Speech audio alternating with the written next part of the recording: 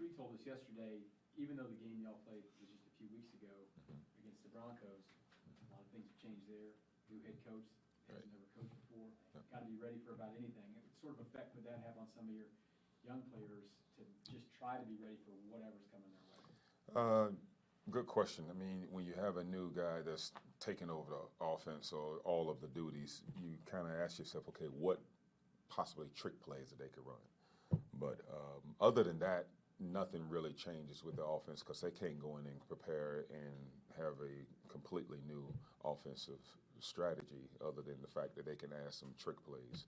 Because the plays that the players have learned early in the year, those should be probably some of the same plays that they're used to finish up the season. So other than having a couple of wrinkles here and there, 4 or 5 wrinkles of trick plays, that's the only thing that we can be ready with. And playing with great eyes is going to allow us to hopefully combat that. One of the themes of the season, obviously, has been the young defensive backs, and I wonder if you could just sort of speak to the state of the union now, but kind of the arc of how it's gotten to where it is and what you've seen.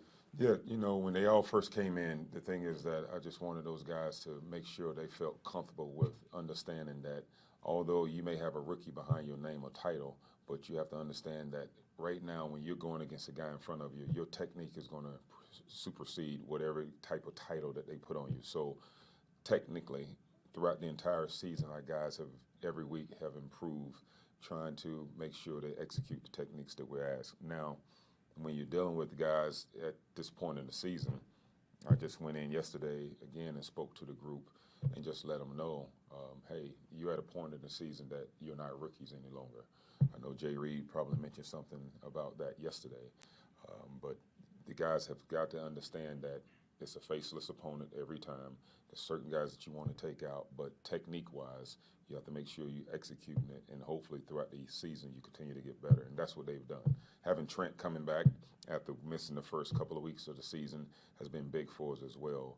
Having Jay Watt and also Jay Williams going in and out playing the other corner position has allowed us to have a little flexibility and put them on a rotation. So, but having Trent and some of the other rookies like B. Cook stepping up, even Nazeeh Johnson on special teams, these guys have all improved as the season has gone on. Exactly. Have you felt like, obviously there's been some bumps and hiccups and fits and starts, but even within those moments, have you felt like, yeah, this is learning curve, That's right. Exactly part of that? It is, because when I first came here in 2019, I had Rashard Breeland, I had Shavarius Ward playing the corner position for me. Here are 2 guys. Shavarius Ward, free agent that we got from Dallas, came here and all of a sudden he became a starter. Rashard Breeland was a late draft pick. I think he was maybe 5th, 6th round or whatever it was. He became a starter. Those 2 guys played good football for us for a couple of years. They had to go through the same techniques and learning curves that the rookies are going through.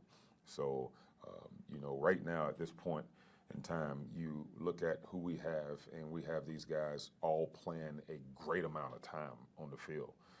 The 4th down play, I look out there and I have rookie, Cook makes a 4th down stop, and you look at that and say, whoa, that's pretty good.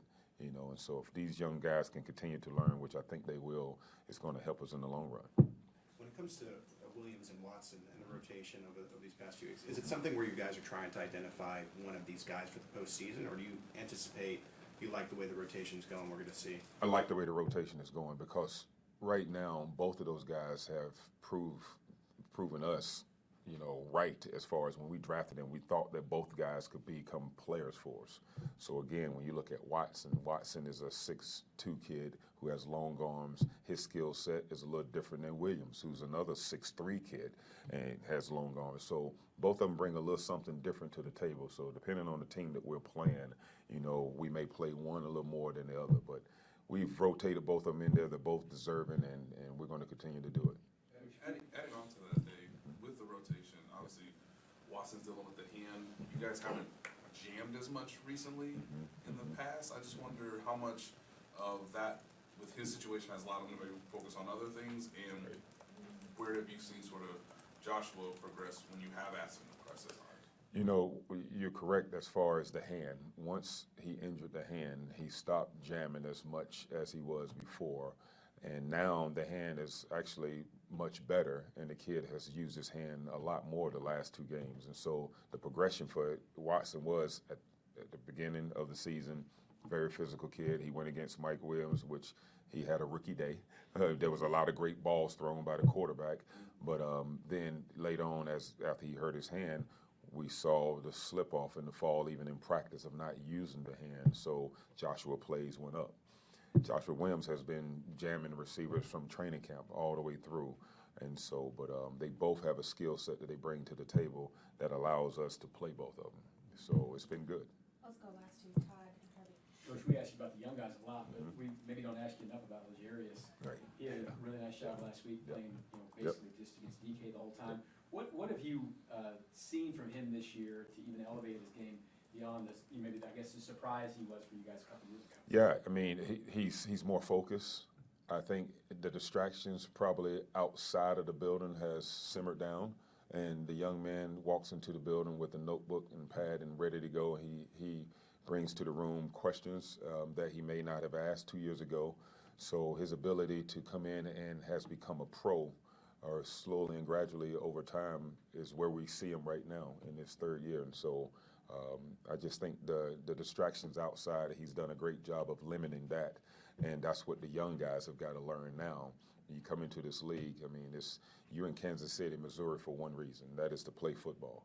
You're not here to be on Twitter. You're not here to start your record label. You have to understand you're here to play football. And a lot of guys get that misconstrued. And I coached up in New York for almost 18 years, 3 years with the Jets, on Long Island, 14 with the Giants.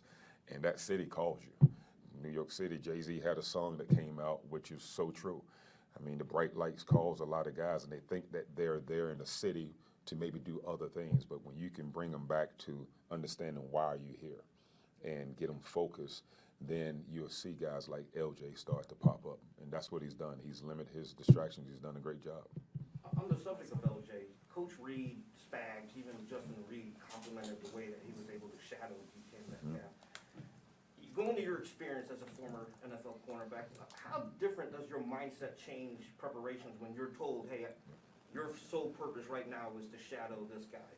Yeah, what happens is when someone tells you early in the week that you're going to shadow this one particular player, your preparation, everything you do is heightened. You're looking at all stances, splits. You're looking at things versus that one particular man, and you're looking at things that you're picking up that you wouldn't normally pick up if you're having to play multiple guys. And so I think that's what has happened is once you know that you have a Kelsey, you study his mannerisms, you study his route concepts, you study the whole year. And so when we have a guy that's shattering a guy like a Metcalf, LJ did a great job of looking at the tape and going back early in the season, what works, what doesn't work, and how many tools can I bring. You got to have at least more than 1 or 2 tools in your tool belt. And LJ, I think, used 3 different techniques on a young man and did a great job. Thanks, everyone. All right. Thanks, Coach. Thank you.